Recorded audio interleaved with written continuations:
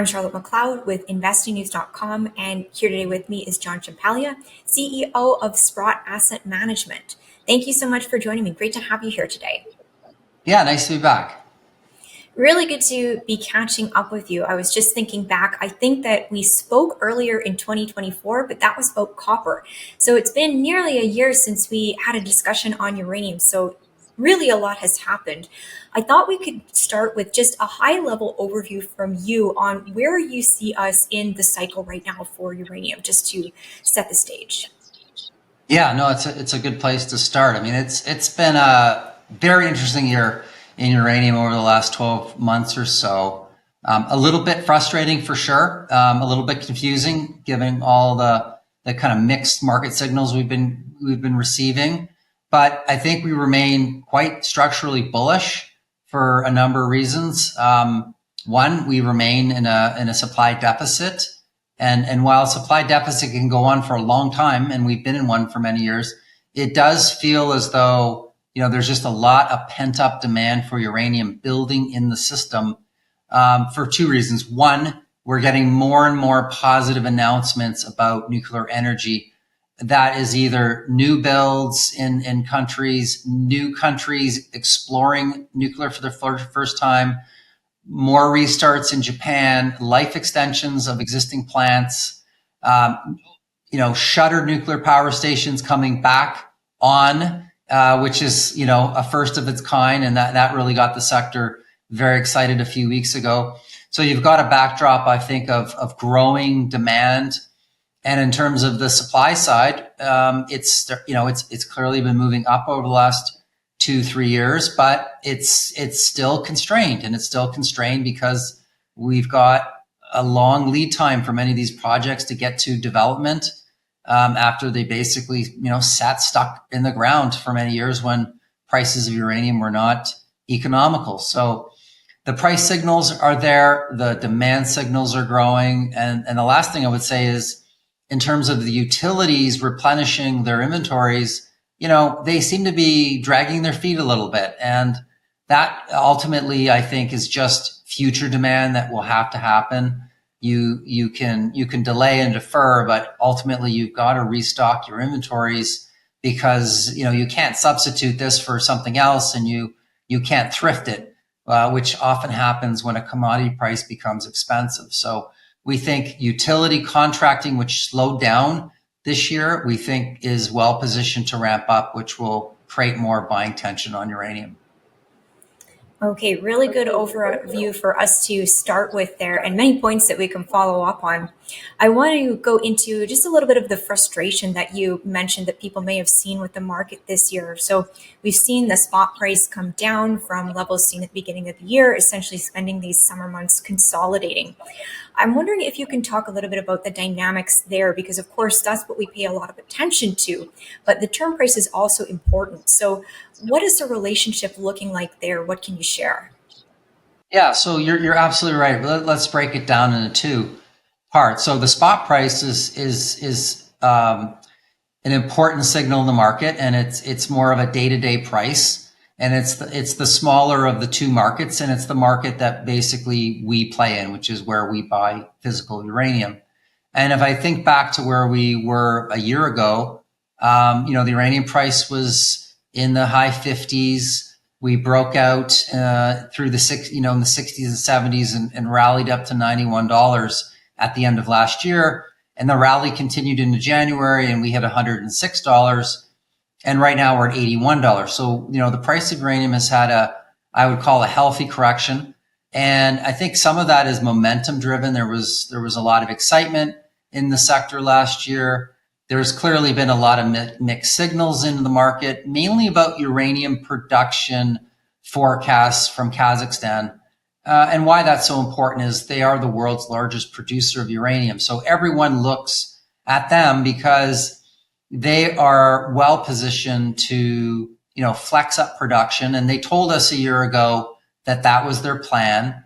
And then in January, they told us that wasn't going to be achievable, which is why the price ran up to 106.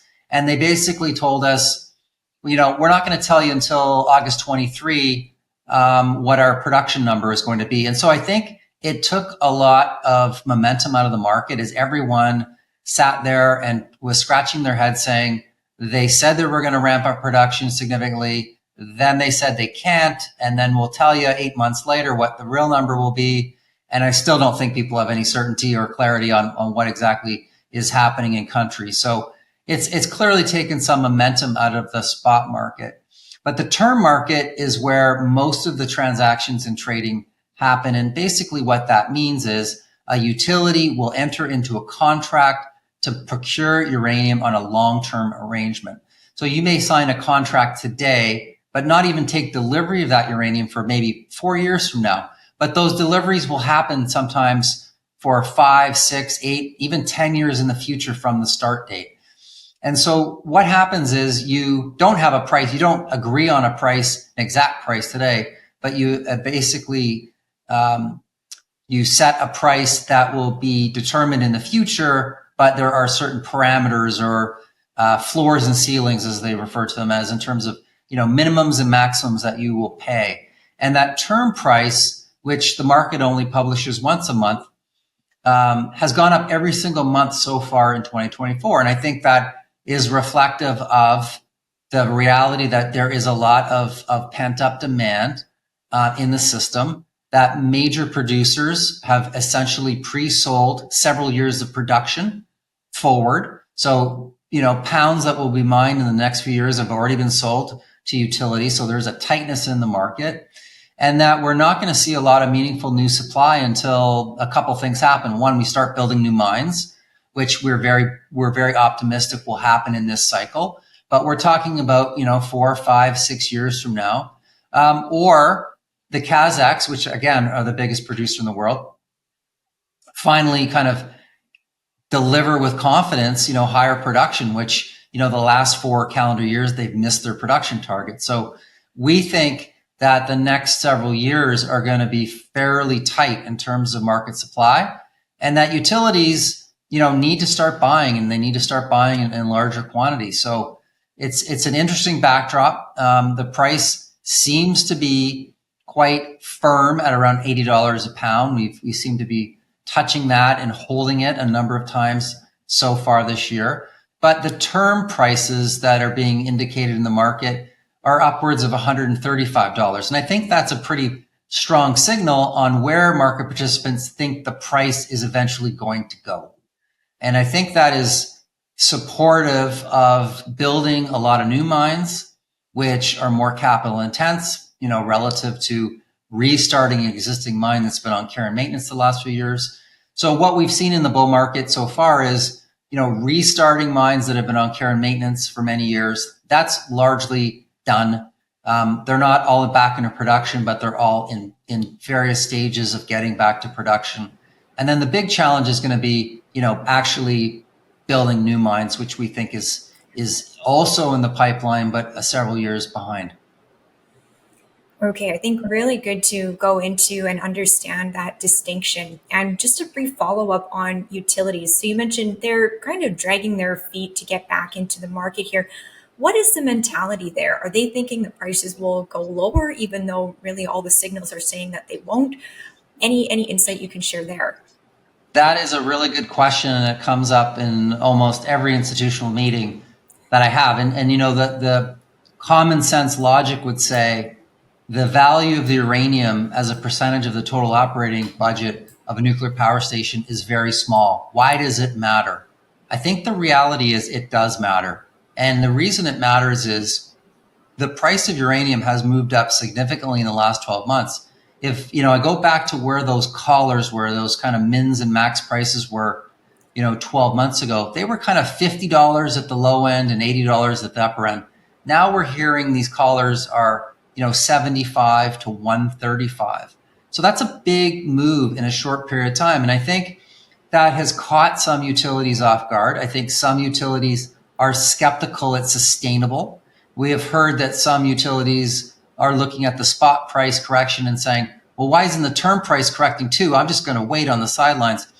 And I've seen a lot of industry surveys of utilities that are asked the question, where do you think the uranium price is going to be 12 months or 5 years forward? And it's amazing to me because it's the same story over and over again. And I look at these surveys. I've been looking at these surveys for 3 years in a row. And every single time I read the survey, most utilities think the price of uranium will be flat to down. And the reality is the price of uranium has gone from $28 a pound to $81 over those survey periods. So we know who's been right and who's been wrong. Now, I don't know what it is. I don't know if it's just, hopeful thinking or wishful thinking, or it's just some kind of legacy complacency that they have, because for so many years, they were able to negotiate incredibly favorable terms to buy uranium under fixed prices with all kinds of, options to flex the contracts up and down at their discretion. And now you've got a different situation where we don't have enough uranium to go around right now. We are kind of living on secondary supplies and inventories. And that, that seems as though there's been a mental, obstacle in terms of, adjusting to this new pricing environment. So it is one theory that I think, we think there's merit to it. At the end of the day, though, you can only go so long before your inventories run down to a level that represents risk and that you need to come back to market and buy. So we're not at replacement rate contracting. We don't think we hit that last year. We're not at replacement rate contracting this year. The only entities that we see in the market buying large amounts of uranium are the Chinese entities. And the reason is simple. They're focused on a strategic metal that they need to acquire in order to fuel the very ambitious nuclear power station build out that they have underway. China is building 4 to 6 new reactors every single year, and the US has built 2 in the last 30 years, to put that in perspective. So in the last 2 years, from the last industry report that we received in August, indicates China's added 86 million pounds of uranium to their stockpile in just 2 years, while US utilities, European utilities, have gone up less than 2 million pounds apiece, and Japanese utilities have drawn down some of their inventories, I believe around 8 million pounds. So nobody really seems to be buying above replacement rate contracting other than the Chinese. And obviously the Chinese are doing that because they've got the most, as I said, most ambitious build out plans. But they're viewing the importance of uranium in I think a different perspective than some of the Western counterparts. Okay, always really interesting to get a little bit of insight onto what the utilities are thinking. So thank you for going into that. I think on the demand side, we also have to talk about this growing demand from data centers, which has definitely popped up in earnest since the last time that we spoke. So we have major tech companies like Amazon, Google, Microsoft doing these deals for nuclear power. And I'm wondering, any thoughts you can share on that? Has anyone attempted yet to quantify this demand? Well, I think it's super exciting, and it does. From our perspective, it does a number of things.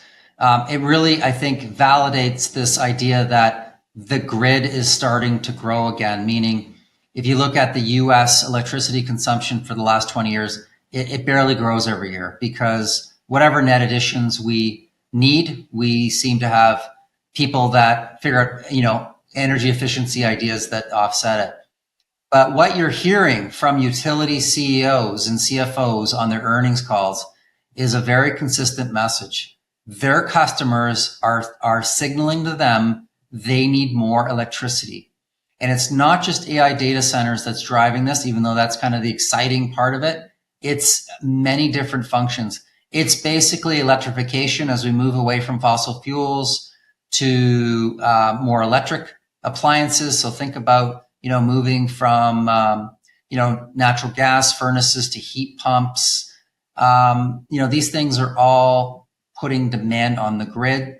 Reshoring of critical industries. There have been over 800 new manufacturing facilities announced in the United States alone, covering everything from clean tech sectors to electric vehicles, batteries, semiconductor plants, defense, industries, and all of these things are consuming more electricity. Now let's go back to AI. So AI is something that is kind of fascinating and scary at the same time. And there are many companies that want to be leaders in this, and many American companies that want to be leaders in this, like you mentioned, the Apples and Metas and whatnot of the world. What they are telling us is that the data centers that house these systems are essentially very electricity hungry supercomputers. And what we have heard is that the AI data centers can be 10 times as electricity intensive relative to a traditional data center, for doing Google searches or pulling up a map or whatever. And so they consume a lot of electricity because of the intensity of the computing going on and the machine learning, and that they all have very aggressive electricity needs. So some of these data companies or big tech companies are basically taking matters into their own hands. They're basically solving the electricity conundrum themselves. And they're doing it in different ways. Some of them are going to renewable energy companies and signing very large deals to build new wind and solar. Others are going to utilities and saying, we will sign a power purchase agreement with you for a very long time, let's say 20 years, to buy electricity from you because we want to source clean, firm power. And I think the most interesting case the last few weeks has been Microsoft signing a 20-year power purchase agreement with Constellation Energy to secure power from a nuclear power station that has been closed for 5 years. And so you've got this asset that was in the process of being decommissioned, and Microsoft basically signaling to the world that, hey, this thing that can produce 900 megawatts of power on a continuous basis without any greenhouse gas emissions is very valuable to us, and we're willing to pay twice the current rate of electricity for that. And that really caught people's attention. And in the subsequent days of that announcement, you had Oracle saying they've signed a deal to build new small modular reactors. You've had Google make similar announcements, Amazon Cloud Services, similar announcements. And so there's kind of a monkey see, monkey do going on right now. But it really does a few things. One, it raises a lot of awareness that these big, tech companies that I think most of us are invested in are almost validating the technology and the role it can play in terms of achieving their goals. But second of all, it's providing really critical capital at a time when, particularly with small modular reactors, they need to get to commercialization. And that's going to come from big tech. It's going to come in part from governments and other players. But we need capital to kind of crowd in and try to stand up some of these new technologies. And it's important because capital can be a really big obstacle. So all of these things, I think, are really validating the technology. Now, is it going to create more demand for uranium tomorrow? No, it's not. But in 5 to 10 years from now, yes, it's going to create a lot of extra demand for uranium. And I think if you take a step back and you look at some of the energy policies that are being signaled to us, governments like the US, they see the potential for hundreds of small modular reactors being built to do everything from replace coal-fired power stations that will retire to providing industrial heat for key chemical and heavy industries. And, I think it's inevitable that this technology gets commercialized and scaled. And that's the part that has been relatively new. We never would have guessed it would have been AI data centers that kind of kicked it all off. But I think it's a very exciting development, and I think it helps to really validate the thesis that we've been talking about for over 3 years at Sprott. It really is quite exciting. And, as all of this demand is continuing to build, I wanted to ask you about the supply side as well. So you've mentioned some of the challenges that miners are facing as they ramp up production or bring mines back online. I think this past week we had Paladin specifically in the news for some of the challenges they've been facing. So overall, how are these companies doing? Do you see them overcoming these challenges? Is this kind of because we're in the early stages of doing this? Yeah, you raised a really good point. I think it's mostly growing pains. If you think about a mine that's been closed for 4, 5, 6, 7, 8 years or longer, you basically need to go in, refurbish all the equipment that may or may not be working. You need to hire and train a whole new workforce. And so you're going to have challenges with people and equipment and mills. And I think many companies, including some of the best miners in the world, have all had some growing pains as they restart a sector that was largely on care and maintenance for a long time. I think many of these companies are going to work through those challenges. You know, Cameco had some a year ago. They've worked through those at McArthur River and at their mill. And I think it just takes time. I think what it also illustrates is some of the challenges with, you know, irrespective of how strong the uranium price is or what the demand is, that the supply response is going to be a lot more choppy than everybody, you know, hopes it will be. And whether it's a small miner or a big miner, I think it's the same atrophy that everybody's fighting. But in due course, capital is coming back to the sector. Utilities, we hear, are inviting smaller producers to participate in RFPs. Those that stands for request for proposals, to enter into term contracts for uranium. And so the sector is finally starting to move again.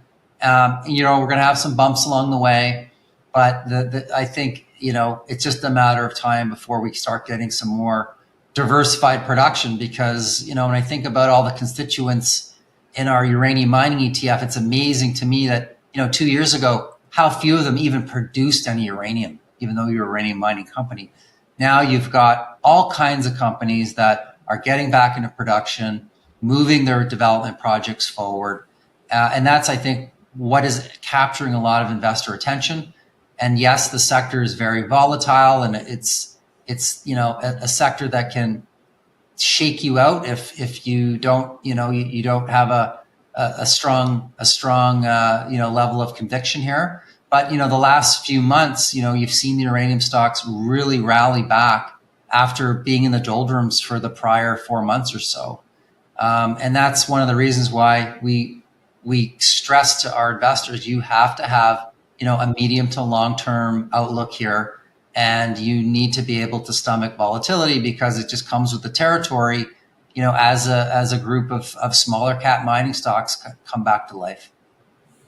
It certainly does come with volatility, I think. And I want to throw in now a question that is a little bit timely about the US election, which is approaching pretty quickly, coming up next week. So one thing I typically hear is that nuclear power has bipartisan support at this point. So no matter who's elected, probably the situation is going to be okay. So I wonder if there's any nuance that you could add there, or is that basically true? Yeah, I think your position we would agree with. I mean, historically, you know, Republican administrations have been much more pro-nuclear. But what's amazing to us is that the Biden administration has been incredibly pro-nuclear since it came into power, and there have obviously been multiple pieces of legislation that have become law that support nuclear energy in different ways, including the Inflation Reduction Act, more recently the Advance Act, the ban on importing Russian enriched uranium. They all receive bipartisan support. And yes, there's a lot of rhetoric about going after this or going after that. But the reality is a lot of these initiatives have created a ton of jobs in the United States. You know, if you look at projects related to manufacturing, and many of these are in clean tech sectors, you know, there's been 35 projects announced that are over $1 billion. And 29 of those have been in red states. So this idea that if Trump gets into power, he's going to come in and, you know, repeal the Inflation Reduction Act, which supporting a lot of these clean tech sectors, I think that's I don't think it's a fair, you know, assumption to make. I think nuclear and many mining sectors, irrespective of who wins, are going to remain front and center. I think it's really transcended party lines. It's become a national security issue, and you hear these departments of energy and defense and whatnot use this term, national security. You know, resiliency with supply chains. That's just code for we're not going to be overly dependent on China. And I think when these energy policies shift, they typically shift and they stay in place for a long time. And we saw that in the 1970s and 80s when many of the nuclear power stations were built. Obviously, we went through many different administrations in the U.S., but the U.S. just kept building more and more nuclear power capacity. So, irrespective of who wins, we think nuclear is going to continue to receive support. I think a number of different minerals also are becoming more top of mind or being designated as critical, either by the U.S. Geological Survey or the Department of Energy because of the role they play in several industries. So we think all of these initiatives that are underway will remain strong. There's some speculation about, well, what happens if Trump gets into power? Is he going to cut a deal with Putin and uranium is just going to resume shipments to the U.S.? I think that's foolhardy to think that. The U.S., I think, has had a real wake-up call in terms of being overly reliant on certain nations that one day can be friendly and a reliable supplier, and the next day, you're embroiled in some kind of a trade dispute or geopolitical situation. So we think that the capital and the support and the legislation is in place to continue to support many of these mining-related industries. Very good point that it does go beyond uranium to all these other critical minerals and securing supply for them as well. So I think this gives us a pretty good overview of what's going on in uranium at the moment. Before I let you go, I just ask if you have any final thoughts to share with investors as we head really into the last couple of months of the year and toward 2025. Yeah, I mean, obviously, it's been kind of a up and down year for some of these commodities, and people are kind of scratching their head. Part of it is because of China slowing down and people's expectations. They're really going to stimulate the economy, both on a monetary and fiscal basis. But I think beyond the short-term air pockets we hit sometimes, I think the longer-term trend for a lot of these metals is up. And that's because we have shortages, and that's because we've underinvested in them for so long that we now have, a race to catch up for all that lost time, and in some cases, a lost decade. So we think that, irrespective of changes in political parties, I think minerals and mining have really become focal points for governments because they realize how strategically important they are. And that we're still in the early to or mid innings for many of these bull markets. Volatility is always going to be present, but I think there is a lot of renewed interest coming back into the mining sector. We remain very busy at Sprott talking to institutional investors and family offices around the world about participating in these sectors. And for many of them, they've indicated that, hey, we haven't invested in this sector since 2013, for example.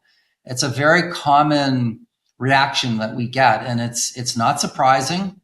A lot of other things have worked out very well over that time that they've been focused on, but I think they're all starting to see how important energy security is, decarbonization, and just the mineral intensity of a lot of these different technologies, which will help everything from, uranium to copper and other battery metals over time.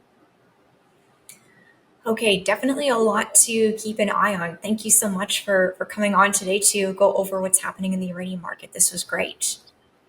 Yeah, always nice to talk to you, and let's stay in touch. I have a feeling 2025 is going to be as interesting as well.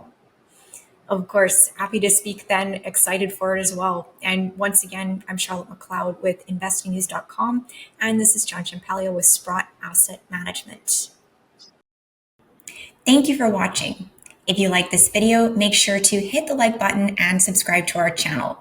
We'd also love to hear your thoughts, so leave us a comment below. We'll see you next time.